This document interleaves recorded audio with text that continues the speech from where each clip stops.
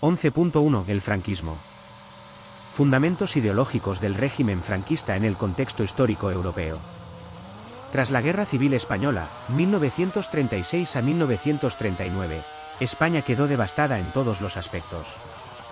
Materialmente, las infraestructuras estaban destruidas y la economía colapsada. Demográficamente, el país sufrió la pérdida de 500.000 vidas y el exilio de otros 500.000 ciudadanos. Emocionalmente, la sociedad quedó fracturada entre vencedores y vencidos. En este contexto, Francisco Franco estableció una dictadura personal que se extendió desde 1939 hasta 1975, caracterizada por la centralización absoluta del poder en su figura como caudillo y una represión sistemática, que incluyó la ejecución de 50.000 opositores. El régimen franquista se desarrolló en un contexto histórico europeo marcado por la crisis de las democracias tras la Primera Guerra Mundial y el auge de los totalitarismos y autoritarismos.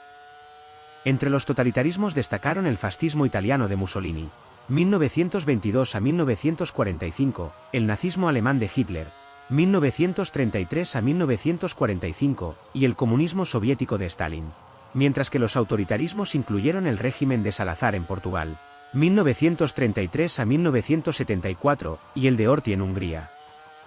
En cuanto a la naturaleza del franquismo, historiadores como Preston lo consideran totalitario debido al control social y la represión ejercida mediante leyes como la de masonería, 1940, y la de bandidaje, 1947. Por otro lado, Paine lo clasifica como autoritario, argumentando que carecía de una ideología clara y permitía una pluralidad limitada en las décadas de 1960 y 1970. La Real Academia de la Historia lo define como un régimen totalitario y filofascista.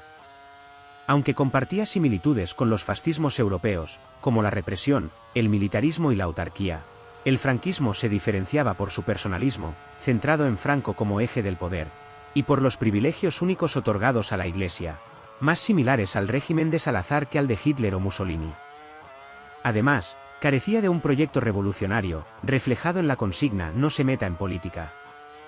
Los fundamentos ideológicos del franquismo se basaban en la concentración del poder en Franco, quien era el eje del régimen y gozaba de una adhesión inquebrantable por parte de las instituciones, como el gobierno, etc. y de las Jonts y las Cortes, que dependían de su voluntad. Según los estatutos de Falange de 1939, el jefe solo responde ante Dios y la historia.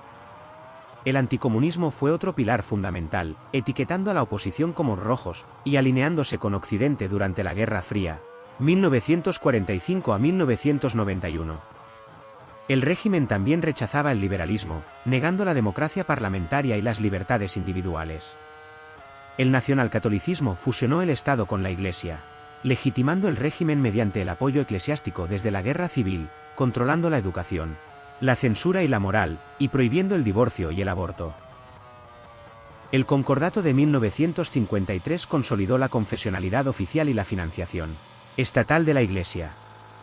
El nacionalismo franquista promovía una visión centralista de España basada en un pasado idealizado, como la Reconquista, los Reyes Católicos y el Imperio.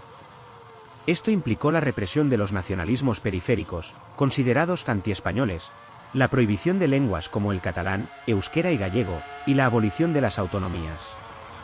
El militarismo también fue clave, con el predominio del ejército en la vida pública, uniformes, desfiles y una educación militarizada, mientras que la propaganda exaltaba la victoria y el papel del ejército en la unidad nacional.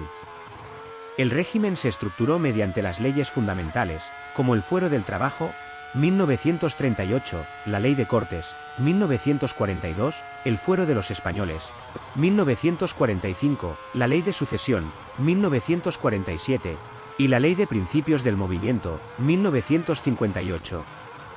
Los partidos políticos fueron prohibidos, salvo FET y de las Jonts, que se convirtió en el Movimiento Nacional en 1937.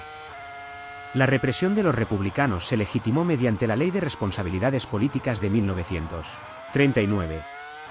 El régimen se apoyó en diversas familias subordinadas a Franco, como los falangistas, los militares, los católicos y los monárquicos.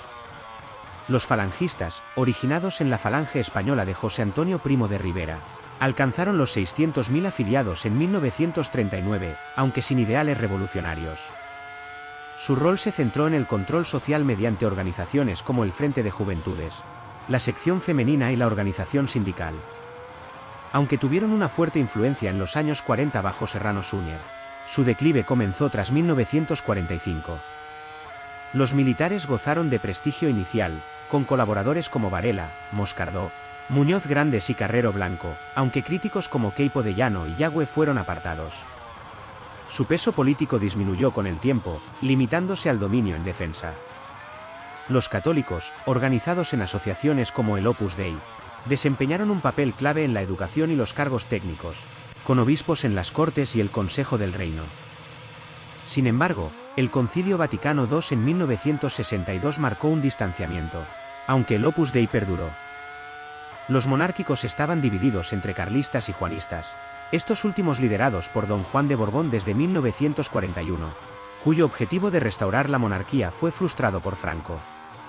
El régimen favoreció a ciertos grupos sociales, como la oligarquía, que recuperó poder entre terratenientes, industriales y financieros, y las clases medias rurales del norte y Castilla, influenciadas por el catolicismo. Funcionarios y profesionales afines al régimen también se beneficiaron de las depuraciones. Por otro lado, la oposición, formada por jornaleros, proletariado y clases medias urbanas, fue silenciada mediante represión y miseria en los años 40. Con el tiempo, la propaganda y el desarrollo económico de los años 50 contribuyeron a una aceptación más generalizada del régimen,